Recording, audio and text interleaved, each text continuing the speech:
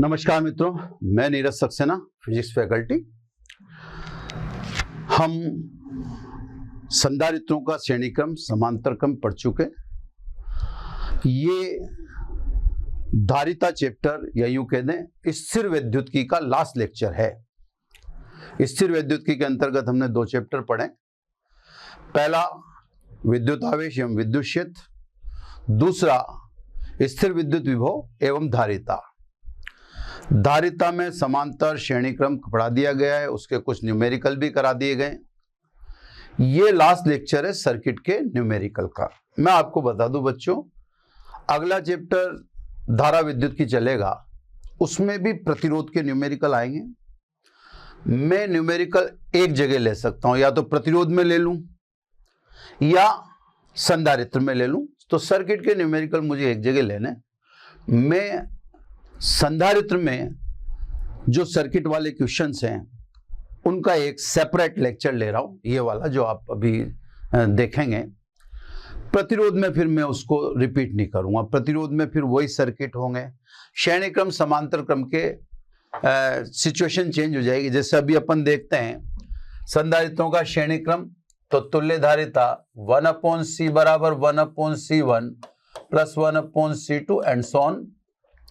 संधारित्रों का समांतर क्रम, तो C बराबर C1 प्लस C2 प्लस। जब प्रतिरोधों की बात होगी तो प्रतिरोधों की बात में बस इतना सा फर्क आएगा कि प्रतिरोध का जो श्रेणी क्रम है वो यहां पर समांतर क्रम की तरह ट्रीट करता है, और प्रतिरोध का जो समांतर क्रम है यहां पर श्रेणी क्रम की तरह ट्रीट करता है ना। जैसे मतलब थोड़ा सा उल्टा है। तो कहने का मतलब सर्किट के सवाल तो एक जैसे रहेंगे, वहां कराएं चाहे यहां कराएं। अब उसी क्रम में कुछ सवाल देखिए। लास्ट सवाल मैंने आपको व्हीटस्टोन सेतु पर आधारित कराए थे, उसी में मैं अब एक सवाल कराता हूं और आपको समझाता हूं कि हर बार सिचुएशन एक जैसी नहीं होती। जैसे साहब सर्किट का ये न्यूमेरिकल है, ये बीच बीच में ब्रेक देना पड़ेगा ना। ये दिखने में ये व्हीटस्टोन सेतु ही होगा, पर क्या अब और तब के हल में अंतर है, ये मैं आपको दिखाना चाहता हूं। सर्किट में हर पॉसिबल एक्सरसाइज करवाने के मूड में अपन, ये सब ए है, ये बी है, ये सी है और ये डी है। सबकी धारिता सी सी सी ये इस तरह से मेंशन कर दी। दिखने में ये व्हीटस्टोन ब्रिज दिखता है, लेकिन जब आप क्वेश्चन देखेंगे तो फिर आपको समझ में आएगा कि कुछ और है। देखो, ये अपन से पूछता है कि ए व बी के मध्य तुल्य धारिता बताइए। अब बच्चों यहां पे ध्यान ये रखना है, हमें जिस बिंदु के मध्य धारिता पूछिए उसको पकड़ के रखना है। वो बिंदु ए है और बिंदु बी है, यानी एक बिंदु ये रहा, एक बिंदु ये रहा, सिर्फ। ठीक है, ये दो बिंदु पकड़ के रखना है, क्योंकि हमसे धारिता इनके मध्य पूछी है। अब इस सिचुएशन में यह व्हीटस्टोन ब्रिज नहीं रहा। तो मैंने आपको लास्ट लेक्चर में यह समझाया था कि ये देखिएगा कि धारिता किन बिंदुओं के मध्य पूछी जाती है। अगर मान लीजिए ये ए और सी के मध्य धारिता पूछता तो फिर ये व्हीटस्टोन ब्रिज ही होता, यानी फिर इसका आंसर सी होता, जैसा कि अपन लास्ट लेक्चर में कर चुके हैं। लेकिन इसने ए और बी के मध्य पूछा है, तो आप समझ गए होंगे कि आपने बैटरी का धनाग्नियां जोड़ रखा है और ऋणाग्नियां जोड़ रखा है। अब ए बी के सापेक्ष ये सर्किट सिमेट्रिकल नहीं है, यानी अब इसका ट्रीटमेंट व्हीटस्टोन ब्रिज की तरह मत करिए। अब इसको सामान्य सर्किट की तरह तुल्य परिपथ बनाकर हल कीजिए। यहां से मैं यह भी दिखाना चाहता हूं कि तुल्य परिपथों की संख्या ज्यादा भी हो सकती है, लेकिन सर्किट सुलझता चला जाता है। अब साहब देखिए, आप इसको कैसे सोल्व करेंगे अपन, है ना। ध्यान से, ये जो दो आपको दिख रहे हैं संधारित्र, ये सब श्रेणी क्रम में है ना। सी बिंदु से और डी बिंदु से हमें कोई मतलब है ही नहीं। मैंने आपको ये बिगिनिंग में बताया था कि हम उन्हीं बिंदुओं को मैनेज करेंगे या उन्हीं बिंदुओं की फिक्र करेंगे जिनके माध्यम से धारिता पूछी जाएगी। धारिता हमसे पूछी गई है ए और बी के मध्य, तो फिर इसका मतलब सी और डी हमारे लिए कोई बिंदु नहीं है। इससे तो ये बिंदु कहीं भी लिख देगा, इसके बिंदु लिखने से बिंदु मान लिया जाए ये जरूरी नहीं है। तो सब अब सी कोई बिंदु नहीं है, तो सी को हटा के देखिए आप, ये सी हटा दीजिए, फिर देखिए तो ये दोनों किसमें लगेंगे आपको, बिल्कुल श्रेणी में लगेंगे।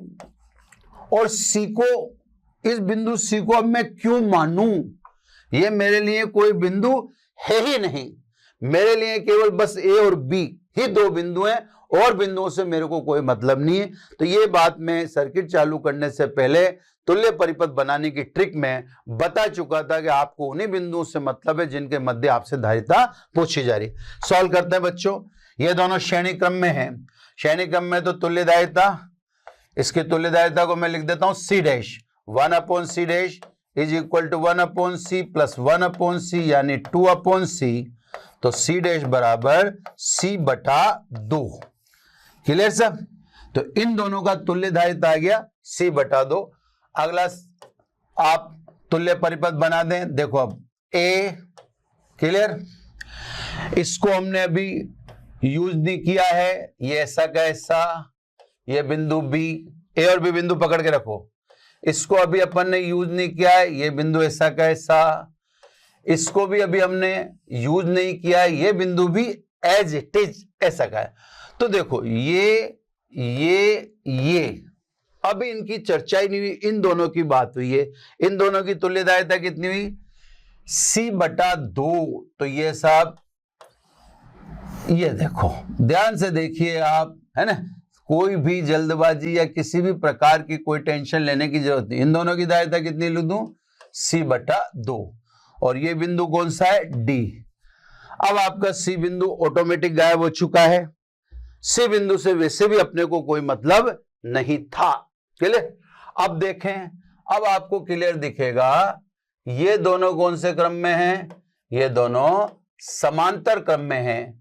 इनकी तुल्य धारिता मान लेते हैं अपन C', ठीक है ना, यहीं पे इनका मान निकाल देता हूं, है ना, यहां निकाल देता हूं, C', समांतर क्रम में C प्लस c/2, तो कितना हो गया ये 3/2c। इन दोनों की तुल्य धारिता समांतर क्रम में होने के कारण 3/2c हो चुकी है। वापिस अगला तुल्य सर्किट बनेगा, ये देखो ए अपनी जगह वैसा का वैसा ही है, ये संधारित्र अभी भी आपने यूज नहीं किया, ये बिंदु बी ऐसा का ऐसा ही है, ये संधारित्र भी अभी तक आपने इसको टच नहीं किया, ये संधारित्र भी ऐसा का ऐसा ही है। इन दोनों की जगह अब आपको कितना लिख देना चाहिए, 3/2c। क्लियर साहब? सर्किट सोल्व होता जा रहा है, ये आप विशेष रूप से ध्यान रखिएगा कि सर्किट छोटा होता जा रहा है ना। तो सब पहले इन दोनों का श्रेणी क्रम, इन दोनों का श्रेणी क्रम अपन ने c/2 लिख दिया, फिर ये c/2 और c दोनों समांतर क्रम में आ चुके, इन दोनों की तुल्य धारिता मैंने यहां निकाल दी, है ना। इस पे ध्यान मत दीजिए, ये तो मटेरियल पहले से लिख दिया था मैंने, इस पे ध्यान मत दो। क्लियर? तो ये दो, अब इन दोनों का तुल्य 3/2। अब देखो आप ए और बी बिंदु के अलावा किसी को मैनेज ही ना करें, ये देखो साहब ये दोनों कौन से क्रम में दिखेंगे, ये श्रेणी क्रम में है। इसकी तुल्य धारिता कितनी बोल दी मैंने, C'। मेरे को डी बिंदु से कोई लेना देना नहीं है किसी भी प्रकार से, मेरे से तुल्य धारिता ए व बी के मध्य पूछी गई है, मैं केवल बिंदु ए व बी को ही एंटरटेन करूंगा, अन्य बिंदुओं से मुझे कोई लेना देना नहीं है। ठीक है ना? अब फिर तुल्य परिपथ बनाओ, देखो ध्यान से, पहले ये दोनों श्रेणी क्रम में, इनका C', तो पहले इनका मान निकाल दूं, है ना, पहले इनका मान निकाल देता हूं, ये बीच में इक्विवेलेंट को साइन को हटा देता हूं, है ना। तो साहब देखो श्रेणी क्रम में C', ये दोनों श्रेणी क्रम में, ये और ये, ठीक है। तो 1/c प्लस ये सब 2/3c हो जाएगा, उल्टा करना है ना, इस पेज में चाह रहा हूं, इसी पेज पर ये पूरा काम खत्म हो जाए तो ज्यादा बेटर है। ये मैंने 3C एलसीएम ले लिया, तो यहाँ 3 और यहाँ 2, क्लियर, यानी ये हो गया 5/3C। तो C ट्रिपल डैश उल्टा कर दे इसे, 3/5C। इन दोनों की जगह अब मुझे क्या लगा देना चाहिए, इन दोनों की जगह मुझे लगा देना चाहिए 3/5C। फाइनल सर्किट ये देखो, इक्विवेलेंट फाइनल, ये देखो A एज इट इज।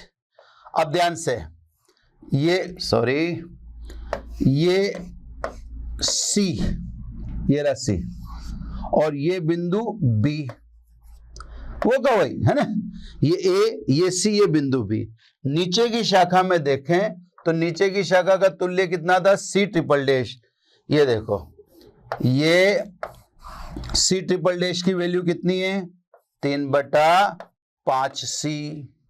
तो फाइनल सर्किट अब ये बचा है, ये दोनों समांतर क्रम में हैं, इसलिए इसका आंसर यही मैनेज कर देता हूं। ये देखिए आप, CAB दोनों समांतर क्रम में, तो C + 3C/5, यानी आंसर आ जाता है CAB = 5 और 3 8/5C। 8/5C का मतलब 1.6C। ये आपका आंसर है बच्चों। एक बार थोड़ा सा मैं क्लियर कर देता हूं, थोड़ा गिचपिच हुआ इसलिए, है ना।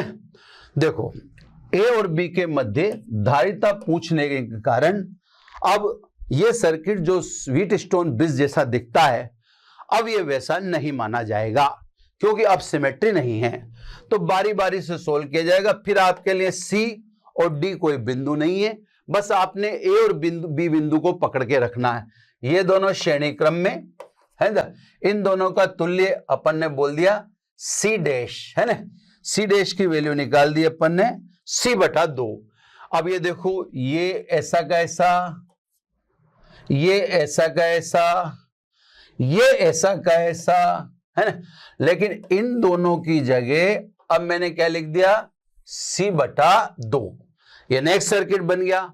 अब ये दोनों देखें तो ये दोनों क्लियरली कौन से क्रम में, समांतर क्रम में। ये समांतर क्रम, इनकी तुल्य धारिता को मैंने बोल दिया C double dash. C double dash C + C/2, C + C/2 यानी 3/2C। अब साहब देखो, ये अभी भी एज इट इज है, ये अभी भी एज इट इज है, ये दोनों अभी भी ऐसे कैसे बने। अब B और D इनके बीच में इसका तुल्य जोड़ के कितना लिख दिया, 3/2C। ये 3/2C आ गया। अब देखें, ये और ये श्रेणी क्रम में है, ठीक है, ये और ये श्रेणी क्रम में है। तो देखो, इसको C ट्रिपल डैश लिख दिया, तो 1/C ट्रिपल डैश 1/C, ये रहा 1/C, और 1/ ये 1/ लिखा, तो इसका तुल्य आ जाता है साहब 3/2। अब देखो ध्यान से, ये C अभी भी ऐसा कैसा ही बना हुआ है, लेकिन इन दोनों का तुल्य कितना आ गया, 3/5, तो 3/5C। फिर मैंने ये दोनों लास्ट में समांतर क्रम में, तो CAB = C + 3C/5, यानी 8C/5, यानी 1.6C इसका आंसर हुआ। मेरा ख्याल है जिस क्रम में मैंने चला रखा था वो समझ में आ गया होगा, है ना। दोबारा मैंने इसीलिए समझा दिया। तो सब कहने का मतलब, हर समय अगर आपको रूप वैसा दे दिया जाए तो आपका सॉल्यूशन वैसा नहीं रहेगा। आपको ये देखना पड़ेगा कि किस बिंदु से या किस बिंदु के सापेक्ष धारिता पूछी जा रही है। अब मुझे किसी प्रकार का कोई शक नहीं होना चाहिए, मैंने इसको 2 बार इसीलिए एक्सप्लेन कर दिया। थोड़ा सा ये है कि पेन बार बार चलाने से थोड़ा सा कचरा लगता है, लेकिन अब थोड़ा सा प्रयास आप भी करिएगा, फिर कोई दिक्कत हो तो आप बहुत बताना, है ना साहब। चलो सब, अब नेक्स्ट है ना, नेक्स्ट में सब कुछ पहले जो स्थापित क्वेश्चन है जिनके आंसर कांस्टेंट टाइप के होते हैं वो करा देता हूं। देखो साहब, कौन कौन से क्वेश्चन है। जैसे ये क्वेश्चन है, ये धारिता C, ये C, है ना, ये धारिता C, ये C, इसी प्रकार ये धारिता C, ये C, है ना। ध्यान से समझना मेरी बात को। अगर आप चाहें तो नीचे भी संधारित्र जोड़ सकते हैं, है, जैसे यहां जोड़ सकते हैं, फिर आगे चला सकते हैं, यहां जोड़ सकते हैं, फिर आगे चला दें, फिर यहां जोड़ सकते हैं। तो कहने का मतलब यह है कि एक जैसा स्ट्रक्चर बार बार रिपीट होना, जैसे ये देखो, ये यहां ऐसा कैसा यहां रिपीट हो गया, ऐसा कैसा यहां रिपीट हो गया। कितनी बार रिपीट हो गया? अनंत बार, है ना। बहुत ध्यान से समझिए, अनंत बार रिपीटेशन में हो सकता है। यहां भी एक संधारित्र ले लिया जाता, वो भी अनंत बार रिपीट होता, तो उसको करने का मेथड भी वही है जो मैं अभी करने जा रहा हूं। ऐसा भी हो सकता था कि एक संधारित्र यहां क्रॉस में लगा दिया जाता, वो भी सर्किट अनंत बार रिपीट होता। उसका भी हल वैसे ही करना है जैसे मैं करने जा रहा हूं।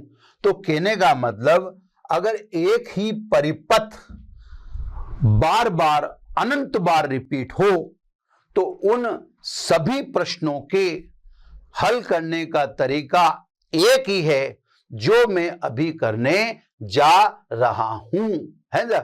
वो रिपीटेशन, जैसे यहां पे ये है, इसी का बार बार कितनी बार रिपीटेशन हो रहा है? अनंत बार। अनंत बार रिपीट होने में यहां भी अपन लगा सकते थे, वो भी अनंत बार रिपीट दिखाते। क्रॉस में एक एक संधारित्र और जोड़ते, वो भी अनंत बार रिपीट कर सकते थे। ऐसा सवाल प्रतिरोध में भी हो सकता है। प्रतिरोध में भी हो तो भी हल का तरीका यही रहेगा जो मैं करने जा रहा हूं, है ना। अब हमसे पूछा साहब, P और Q के मध्य तुल्यधारिता बताइए। एक जैसे परिपथ की पुनरावृत्ति अनंत बार हो तो ऐसे परिपथ को हम कहते हैं नेटवर्क, मतलब जाल। तो ये साहब कहलाएगा पूरा का पूरा, इसको बोलते हैं नेटवर्क अंग्रेजी में, और हिंदी में बोलते हैं जाल। अब इसको कैसे हल करते हैं वो आप देखिए। चाहे सवाल प्रतिरोध का हो, चाहे संधारित्र में अनंत बार रिपीट होने वाला कोई सा भी सर्किट हो, है ना। मान लीजिए इस अनंत जाल की तुल्यधारिता CAB is equal to C1 है, ये मैंने मान लिया, है ना। CPQ, सॉरी AB अपन ने लिया ही नहीं, तो AB को यहां डालना ठीक नहीं है, CPQ, है ना। तो सब CPQ is equal to C1, ये अपन ने मान लिया कि साहब इस अनंत जाल की तुल्यधारिता CPQ किसके बराबर है? C1 के बराबर। मतलब CPQ निकालो या C1 निकालो, एक ही बात है। अब यहां ध्यान से सुनना, इसमें एक जैसा परिपथ अनंत बार रिपीट हो रहा है। अगर इस अनंत में से पुनरावृत्ति होने वाला यानी रिपीट होने वाला एक परिपथ हम निकाल लें, एक निकाल लो, ये बार बार रिपीट हो रहा है, जो व्हाइट गोले में दिखा रखा है मैंने, बार बार रिपीट। इस अनंत में से एक सर्किट को अगर अपन निकाल लें तो सर्किट की धारिता अप्रभावित होगी, क्योंकि अनंत -1 इज इक्वल टू अनंत। चलो साहब, अब एक निकाल लेते हैं और अब आपको सीन दिखाते हैं। ये P, ये C, ये C, एक निकाल लिया, ये एक निकाल लिया आपने। बाकी की तुल्यधारिता क्या मान लिया अपन ने? C1।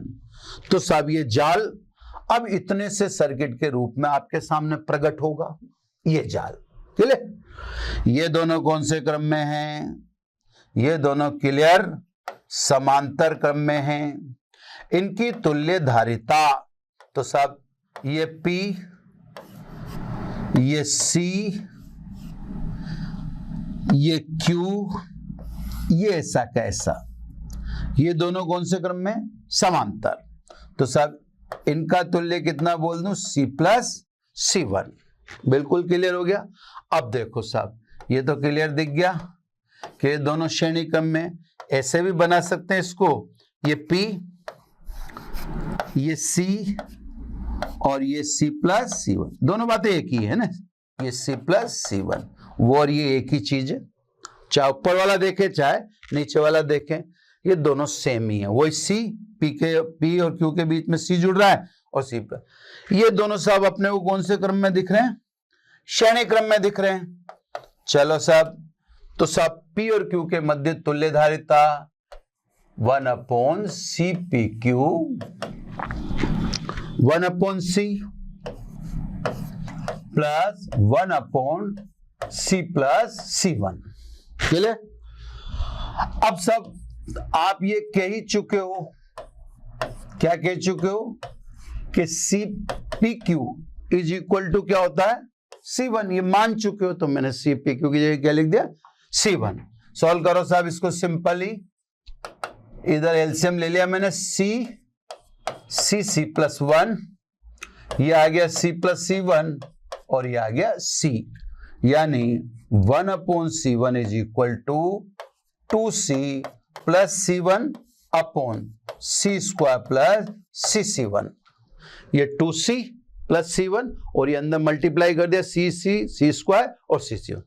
इसको क्रॉस कर दो, इसको इधर से कर दिया तो इधर से कर दिया, तो C1 into C1 square plus 2C C1 2C1, इसको 1 से मल्टीप्लाई कर दो तो CC1 प्लस C स्क्वायर। यहां पे एक टर्निंग पॉइंट आता है, क्योंकि यहां पर C स्क्वायर भी दिख रहा है और C1 स्क्वायर भी दिख रहा है। अब इसको हम गणित में दिए गए मेथड श्रीधराचार्य विधि से हल करेंगे। श्रीधराचार्य विधि कहती है कि आप द्विघात समीकरण उन पदों में बनाओ जिसका आपको मान ज्ञात करना हो। तो मुझे ज्ञात क्या करना है, C1 करना है। तो मैं इस समीकरण को द्विघात समीकरण किसके रूप में दर्शाऊं, मैं C1 के रूप में दर्शाऊंगा। तो मेरा पहला पद होगा C1 स्क्वायर, ये देखो। दूसरा 2CC1 में से CC1 गया तो कितना बचा CC1, और कांस्टेंट की जगह मेरे पास क्या आया C स्क्वायर। तो यहां पर टर्निंग पॉइंट है, टर्निंग पॉइंट इस जगह पर, यहां पर आपके पास C1 स्क्वायर भी है और आपके पास C स्क्वायर भी है। अब यह आपको समझना है कि आपको यह समीकरण C1 स्क्वायर के पदों में जमानी है या C के स्क्वायर के पदों में जमानी है। मैंने आपको समझा दिया कि यह C1 स्क्वायर के पदों में जमेगी, क्योंकि द्विघात समीकरण का हल कहता है जिसका हल चाहिए उसमें द्विघात होनी चाहिए समीकरण। तो ये C1 में द्विघात समीकरण हुई। तो साहब C1 स्क्वायर का गुणज है ना, साहब C1 स्क्वायर के गुणज को अपन कहते हैं A। C1 स्क्वायर का गुणज कितना है 1, देखते जाओ मैं दिखाते जाता हूं, है ना। तो C1 का गुणज C1 का गुणज C को अपन कहते हैं B। तो B बराबर क्या है C, B की जगह है ना। तीसरा कांस्टेंट की जगह माइनस C स्क्वायर है, तो मैं इसको सब ऐसे लिख देता हूं, कांस्टेंट की जगह इसको थोड़ा सा यूं कर देता हूं, है ना। कांस्टेंट C की जगह क्या है माइनस C स्क्वायर। धराचार्य के अनुसार C1 is equal to minus B plus minus B square minus 4AC upon 2A। समझिएगा। तो मैंने द्विघात समीकरण C1 स्क्वायर में बताइए तो मान C1 का आएगा। अगर मेरी द्विघात C स्क्वायर के पदों में होती तो मान C का आता। यहां पर आपको विशेष 2-3 बार देख लेना है कि समीकरण कैसे जमानी है, बस इसका टर्निंग पॉइंट यहीं पे ही है। ये मैंने जमा दी साहब। अब अपन आंसर देखते हैं। C1 माइनस B की जगह C लिख दिया, प्लस माइनस B स्क्वायर यानी C स्क्वायर माइनस 4, A की जगह 1 और C की जगह माइनस C स्क्वायर, ये मैंने अलग से लिख दिया इस टाइप से, अपॉन 2A, A का मतलब 1, C1 minus C plus minus, ये देखो अब ध्यान से देखना, C स्क्वायर ये माइनस माइनस क्या हो जाएगा प्लस, तो C square plus 4C square यानी कितना हो गया 5C स्क्वायर अपॉन 2। इसको और फिल्टर कर दें, C रूट फाइव होता है 2.24, ये ध्यान रहे तो ठीक है, नहीं तो रूट 5 भी लिख, और C1 इज सी स्क्वायर का रूट C अपॉन 2। क्लियर साहब। अब यहां पर आपको धन चिन्ह या माइनस चिन्ह जो लेना है तो आप किससे लेंगे, तो साहब क्योंकि धारिताएं सदैव धनात्मक होती हैं, इसलिए धन चिन्ह लेने पर तो आप केवल पॉजिटिव साइन लेंगे, बस ये answer C1 is equal to minus C, plus चिन्ह लेंगे आप 2.24 C अपॉन 2, यानी C1 बराबर, अब 2.24 C में से C घटाओ कितना रह जाता है 1.24 अपॉन 2 C, है ना। इसको हल करेंगे तो ये आता है 0.62 C। तो बच्चों ये उस प्रकार के सवाल का तरीका है जिसमें रिपीटेशन इनफाइनाइट टाइम हो, एक जैसे सर्किट का रिपीटेशन हो। अब मैं आपको समझाता हूं, वो एक जैसा में यहां भी आप संधारित्र लगा सकते थे, एक सर्किट आपको निकालना होता, वो एक जैसा ये भी हो सकता था, ऐसे भी हो सकता था, उसमें भी आपको एक सर्किट बाहर निकालना था। तो मेरे कहने का मतलब ये है कि अनंत बार जो रिपीटेशन है वह कैसे भी लिए जा सकते थे, जैसे मैंने आपको यहां लेके बताया है ना, मैं उनको हटा देता हूं नहीं तो फिर आपको बाद में कंफ्यूजन हो, इसलिए वापस मूल सवाल को रहने देता हूं। लेकिन अगर वो वाला होता तो भी आंसर का तरीका वही होता। ये वापस मूल सवाल को दिखा दिया मैंने आपको। तो बच्चों एक तो ये था बेसिक क्वेश्चन, है ना, जो प्रतिरोध में भी पूछा जा सकता है और इसमें भी, है ना। अब आ जाइए सब इसी रिदम का नेक्स्ट क्वेश्चन। इसी रिदम के नेक्स्ट क्वेश्चन में अब ये है सब, ये जैसे ये यहां पर 2 दिखा दिए, है ना, ये यहां पर 3 दिखा दिए, ठीक है। सभी की धारिता ऐसे, है ना, ऐसा n पदों तक, n पद दिखा दिए सब, और आपसे पूछ लिया x व y के मध्य तुल्य धारिता बताइए। इस टाइप का सवाल आपके सामने डाल दिया गया, ठीक है ना। अब इस टाइप के सवाल में n पदों तक है तो कैसे हल करना है, देखो फर्स्ट ब्रांच, पहली ब्रांच की धारिता C और C 2C, तो दूसरी ब्रांच की धारिता 2C, तीसरी ब्रांच की धारिता 3C। अगर n ब्रांच हैं तो nवीं ब्रांच की धारिता क्या होती NC, है ना। तो सब पहली शाखा की धारिता आपने लिख ली C, दूसरी शाखा की लिख ली 2C, तीसरी शाखा की लिख ली 3C, nवीं शाखा की लिख ली NC। अब आप देखें C1, C2, C3 dash dash dash Cn, तो C1, C2 dash dash dash Cn कौन सा क्रम में है, ये समांतर क्रम में है, ठीक है ना। ये समांतर क्रम में है तो तुल्य धारिता बोलो CXY is equal to C1 plus C2 plus C3 plus Cn। अब सब आपको वैल्यूज पुट करनी है। C1 की वैल्यू C है, C2 की वैल्यू 2C है, C3 की वैल्यू 3C है, एटसेट्रा। तो सब CXY, C1 की वैल्यू C, ये 2C, ये 3C और ये NC।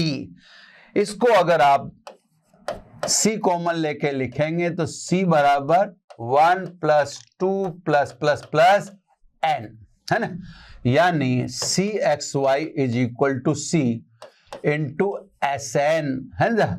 अब सब बात को समझो, SN क्यों लिखा मैंने उसको समझो। इसको यहां क्लोज कर देता हूं। देखो 1 plus 2 plus plus plus N, N पदों की समांतर श्रेणी है, N पदों की समांतर श्रेणी है ना। जिसका योग Sn। अब Sn बराबर क्या होता है, n/2 2a plus n-1 into D. मतलब कोष्टक बना देता हूं, है ना, ये सब ऐसे बना देते हैं। समांतर श्रेणी का या n पदों की समांतर श्रेणी का योग कैसे दर्शा दिया मैंने, Sn को अलग से सोल्व कर लेते हैं। तो n पदों की समांतर श्रेणी का योग का फॉर्मूला क्या पढ़ रखा आपने, Sn बराबर n/2 2a plus n-1 d। अब सब a प्रथम पद है, प्रथम पद कितना है 1, ये प्रथम पद 1, d है सार्व अंतर, क्रमागत पदों के बीच अंतर को सार्व अंतर कहते हैं। तो दो क्रमागत पदों के बीच का अंतर 1 है, रखो साहब। इसलिए n पदों की समांतर श्रेणी का योग n/2, ये 2 आ गया, a का मान 1 है ही सही, प्लस n-1, d का मान भी 1 है, यानी Sn is equal to n, और अंदर बैठता है n+1 अपॉन 2। तो सब ये n+1 बैठ गया। तो n पदों की समांतर श्रेणी का योग इतना आया, रख दो सब मान 1 में। 1 से हल क्या हो गया, x तथा y के मध्य तुल्य धारिता कितनी हुई, n+1/2, क्लियर, इंटू सी। ये सब इसका हल आ गया है ना। तो ये सवाल भी उसी क्रम में एक कांस्टेंट टाइप जैसे सवाल है, जो मतलब यहाँ ये दिखाना है कि देखो समांतर श्रेणी, गुणोत्तर श्रेणी, ये जो आप पढ़ते होते हैं ये फिजिक्स में काम आती है। तो हो सकता है आपने फिजिक्स के लिए ही इन्हें पढ़ाओ। बाकी सवाल आपके सामने क्लियर है, मैं आपके सामने स्क्रीन पे से साइड हो जाता हूं, आप देख लीजिए। कहीं भी कोई प्रॉब्लम होती है तो आपको क्या रखा है, आप मोशन लर्निंग ऐप डाउनलोड कर लीजिए, आपको मटेरियल मिल जाएगा, स्टडी मटेरियल मिल जाएगा, उसके साथ आपको डीपीपी मिल जाएगी, अदर क्वेश्चंस मिल जाएंगे, सॉल्यूशन मिल जाएंगे, और आपके क्वेश्चंस की या आपकी प्रॉब्लम्स की लाइव क्लासेस भी हो जाएगी। इस ऐप के कोई हिडन चार्जेज नहीं है ना साहब।